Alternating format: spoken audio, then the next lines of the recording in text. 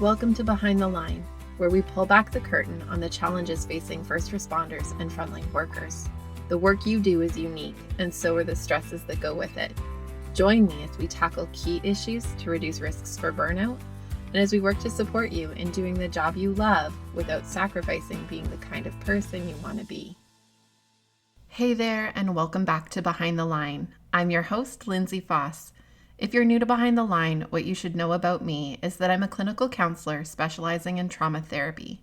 And after over a decade working with first responders and frontline workers around issues like burnout, compassion fatigue, PTSD, and related OSIs, I've become a passionate wellness advocate and educator for those who sacrifice so much for our communities out on the front lines. Behind the Line is a place for us to talk about the real life behind the scenes challenges facing you on the front lines.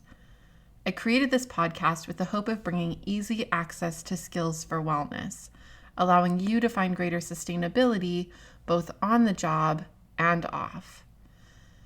Now, for those of you who have been following the podcast, you'll know this is our first episode back after summer holidays. My intentions for the summer were to reset and recharge a bit.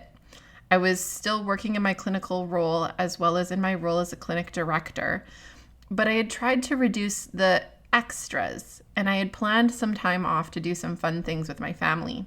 My hope was to come back into this fall feeling purposeful and energized to dive back into the various projects and extras again. I feel like you likely know where I'm headed with all these good intentions and hopes. Here it is. It hasn't panned out as I hoped, and let me tell you why. This summer has been marked by multiple compounding factors. First, we're now a year and a half into a pandemic that continues to play into our daily lives and decision-making. Contentious feelings around vaccines, masks, and all the rest plague individuals, impact relationships, and are continuing to fray the fabric of our society. We're also continuing to face an overdose crisis that's having widespread impact on communities and the frontline workers who are in daily contact with the realness of the situation.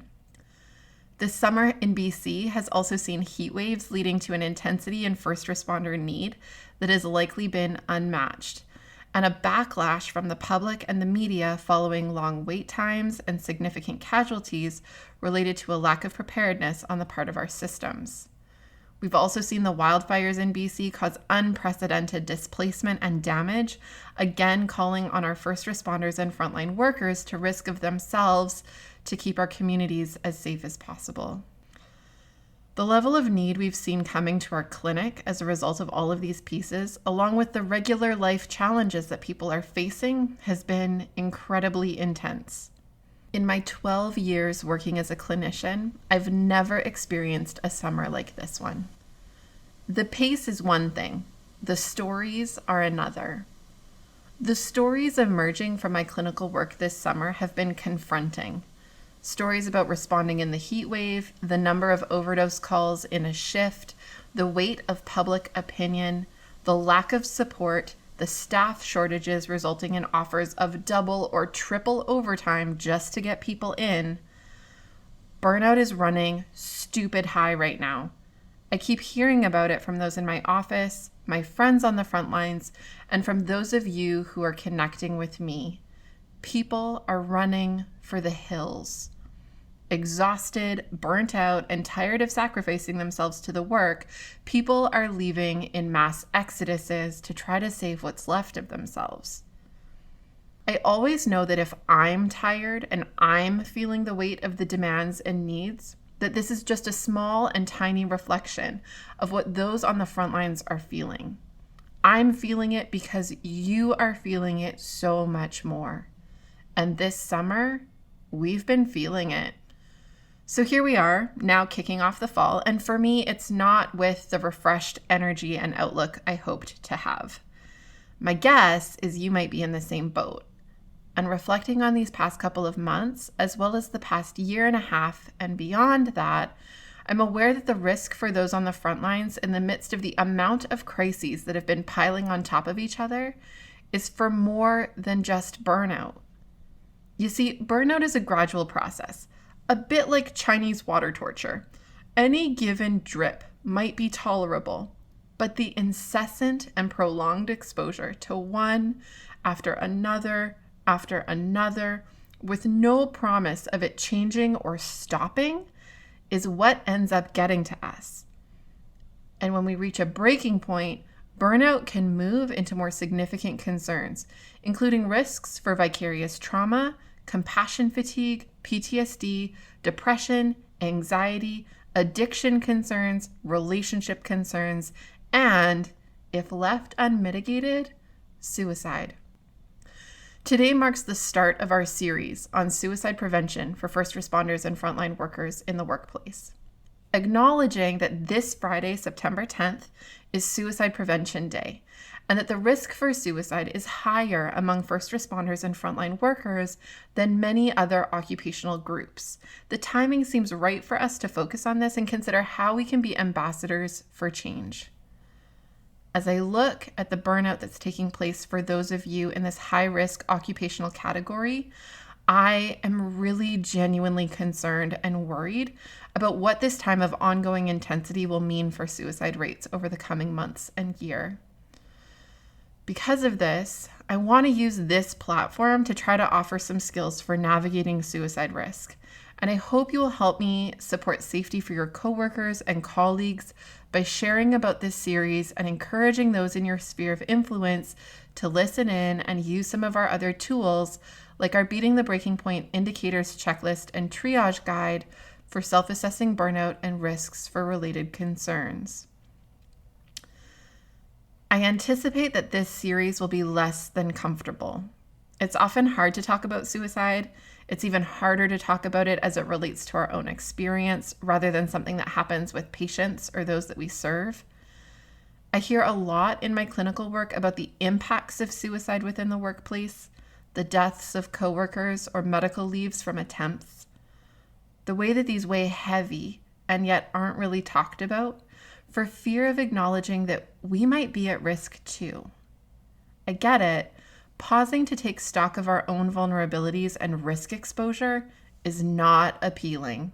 It can feel too exposing, and we can feel fearful that looking at it will make it feel more real. Here's the thing about suicide. It doesn't live in a vacuum.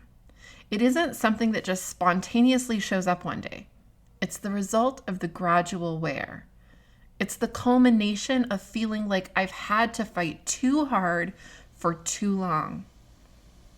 And it's why we need to talk about this, because to some extent, we're all at some degree of risk. For today, I want to focus on talking about some skills we're going to need to have in place in order to walk the rest of this series together. For those who received our weekly summer e-newsletter, this will be a bit of a recap.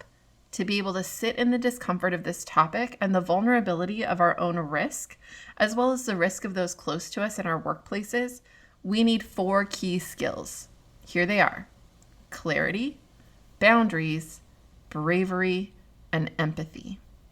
Let's take each of these one at a time, talk about what they mean, how they relate to our series on suicide prevention, and how we go about enacting them to help us navigate this series with openness to take something meaningful from it. First up, clarity. Clarity can seem like a fairly simple and straightforward concept, to be clear about something. But the challenge with clarity is that it doesn't come without some effort. Clarity doesn't tend to just land in our lap. It requires that we carve out some space and time to shut out the noise and focus in. We need to get clear. We don't just stumble into it. To work on our wellness and develop skills to reduce the risk for suicide and the mental health concerns that tend to lead toward suicide, we need to cultivate a routine of stepping back from the noise and chaos to get clear about the challenges we're facing, the impacts those challenges are having on our wellness and our lives, the needs we may have in the midst of these challenges, and the strategies for supporting these needs by using or developing supports, resources, and tools. I say often that we can't address problems we aren't aware of. This is what clarity is really about: seeing what's happening, getting clear on breaking it down and figuring out what needs to happen to reduce or resolve it. Feeling caught in a never-ending spiral of meeting unreasonable demands from our employer and the public, mixed with sacrificing so much of ourselves to the work, along with the detrimental impact this tends to gradually have on our relationships with spouses, children, family, and friends, can set us on a trajectory toward hopelessness, helplessness, and powerlessness. And this is a dangerous combination. Prioritizing time for clarity and working to anchor to the things we value and leaning into being the person who lives out our values can be protective. It can help divert us from the trajectory and keep us rooted to hope, connection, and empowerment. So, how do we implement clarity? Start by doing 2 things. First, go to our site by Googling Behind the Line Lindsay and click on the homepage in the top menu. From there, click to download our Beating the Breaking Point Indicators Checklist and Triage Guide. Print off several copies of the self-assessment page. Next, set aside some time in your calendar on a monthly basis to start. Each month during this time, use the self-assessment to see where you're at. Use this to ask yourself some key questions about the areas where you seem to be struggling and what you can do to help support those areas more proactively for the coming month. If you want to dive even deeper, have your spouse or partner or a trusted person in your life fill out the assessment as they see you and ask for their feedback on ways you may need to be focusing on supporting your wellness differently. This is a practical way you can start carving out time and space for clarity and a structured tool that can help prompt questions to kick things off. As you feel more comfortable and confident in this process, you can grow your questions to consider additional areas of your life not covered in the indicators checklist to further refine your clarity as it pertains to your life and the person you want to be within it. Next up, boundaries. Okay, I know we talk a lot about boundaries out there in the world. It's one of those topics that we're really good at paying lip service to, but tend to be less skilled at actually meaningfully engaging. Boundaries often bring up fears for people about offending or hurting other people's feelings, worries about creating distance in relationships and alienating people in our lives.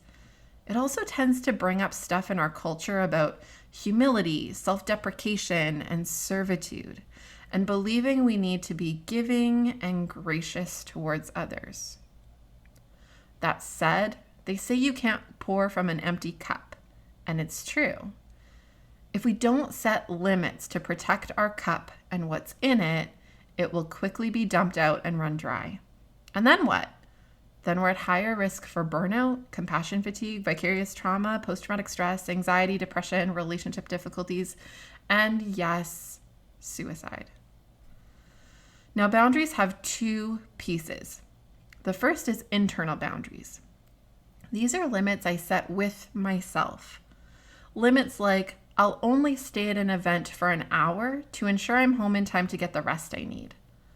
I'll only pick up shifts a maximum of twice in a month to ensure that I value my days off and carve out me time, and so on. These are boundaries that I may never speak outside of my own head, but are limits I set with myself to identify what I value and how I will go about reflecting that value and protecting it from getting swayed by things outside of my values. The other piece of boundary setting is external boundaries. These are the more classic type boundaries we tend to think of that we set outwardly with other people.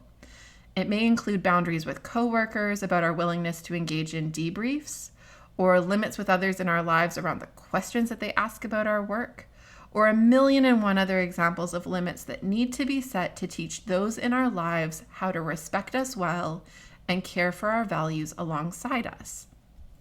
When we engage in identifying areas where we need boundaries, internal and external, and when we work at enacting these consistently to protect what matters to us, we get to lean into what matters to us more and more, and feel less and less constrained by distractions and needs that aren't our priority. We get to live more of the lives we long for. And this helps to protect us from some of the hard things I mentioned earlier, like burnout, compassion fatigue, vicarious trauma, and concerns leading to suicide. To implement this skill, I want you to find some time and make a short list of people who tend to overstep your boundaries or ask a lot of you, or situations where boundaries would help protect your time, energy, and values. It's a short list, so keep it to the top 5 for now. You can revisit this and change the list down the road.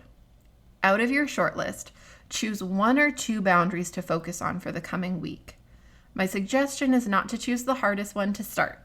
Allow yourself a couple of smaller wins in the boundary setting arena before you try to conquer something bigger or with someone you perceive as riskier to set a boundary with. Remember that external boundaries can be set kindly and that ultimately clear is kind. It allows everyone to be set up for success in having shared expectations that feel reasonable and sustainable. Okay, moving on. Bravery. The thing I think is magical about bravery is that it isn't really about the absence of fear or uncertainty or anxiety. It actually can't exist without those things. Bravery is defined by the existence of fear. It's the doing, engaging, being, showing up in spite of fear, uncertainty, and so on. You can't have it without the shit. Which means we all have an invitation to be brave because let's face it, we all have shit going down. Talking about suicide is uncomfortable for most people. And when you've had any exposure to suicide, it becomes more complex and riddled with a mixture of feelings that can shut us down. We need to be able to be brave to jump into this topic together. Now, being brave doesn't mean ignoring what comes up for us. Whether it's in your daily life, your work, or this upcoming series, your fears and anxieties are indicators that need to be heard and used to meaningfully direct your coping, self-care, and wellness actions. Bravery is not about being self-sacrificial. That's more like martyrdom.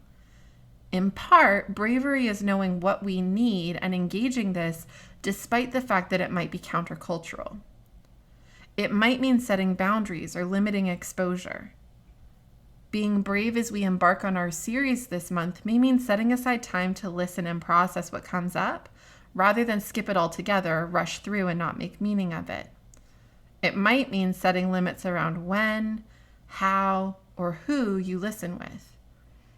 It might mean spacing out listening, or choosing not to listen if it feels too triggering to engage the topic for now.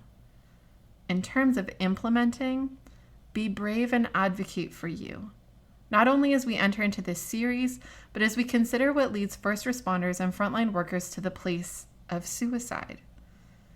Be brave in addressing your needs before you're so thick in the weeds that it feels impossible to get out.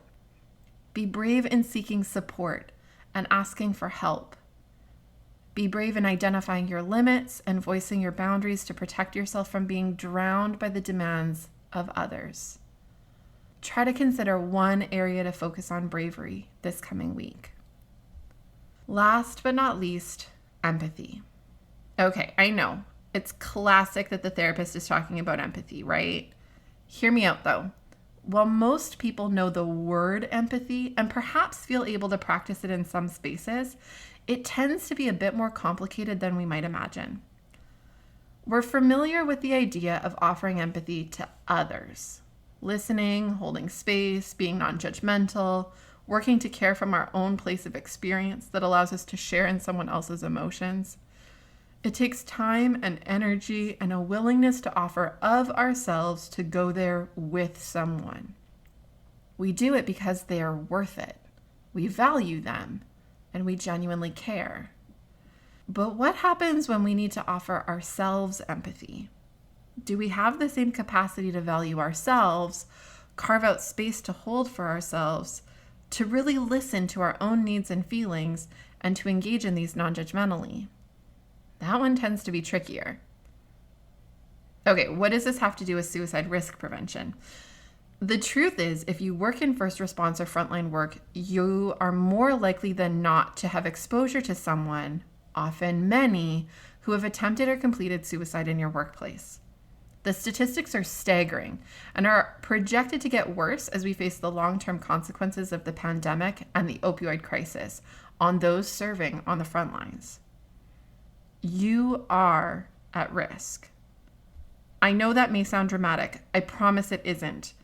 I also promise that the differences between you and those who have attempted or completed suicide are not as significant as you might hope or imagine. We like to think that, quote unquote, those people face serious mental health concerns, addictions issues, or have other substantial reasons for ending their lives. Meanwhile, the truth is that while these pieces can inform suicide, they don't come from nowhere. They gradually build to the point that we lose control, and it can sneak up on us, any of us. Holding empathy is a key skill for navigating this series on suicide prevention, and it will be a key skill for engaging in some of the processes we'll discuss within the series to protect ourselves and those we work with. Being able to take time to extend empathic care for coworkers and those you see impacted within the work is a valuable resource you can offer to protect those you work alongside.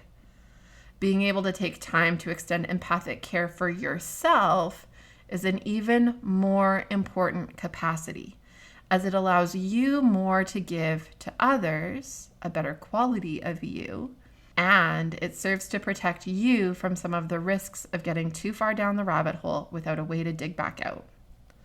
A few ways to start working on empathy for self. First, set aside time. Sit with yourself without distractions and consider how you're doing. What are you struggling with lately? Where do you expend energy? What do you wish were different in your life? What do you love about your life? Sounds a lot like growing clarity, don't you think? Number 2, consider the answers to these questions and hear them non-judgmentally. Consider what needs emerge from the answers to these questions. Treat yourself the way you would treat someone else that you're caring for in hearing them empathically. Number 3, work to address the needs with a heart of caring for you, the same way you would for someone else. Number 4, engage in general self-care and wellness practices. These are the things that help to sustain us. And number 5, review this process regularly. Don't make it a one and done. It won't last you forever. We have to continue to engage it with ourselves, just like how we continually check in with a friend who's struggling or someone else in our life. As we move to wrap up today, I want to take a minute to thank all of you, actually for a lot of things. Thank you for listening. Thank you for being willing to move into the topic of suicide risk prevention with me and joining me in being an ambassador for change within your workplace and within yourself. Thank you for the work you do, for showing up and offering what you can to our communities who rely on you. Thank you for setting limits. For those of you who are part of the Exodus, thank you for knowing your limits and being brave and claiming your life as worth caring for.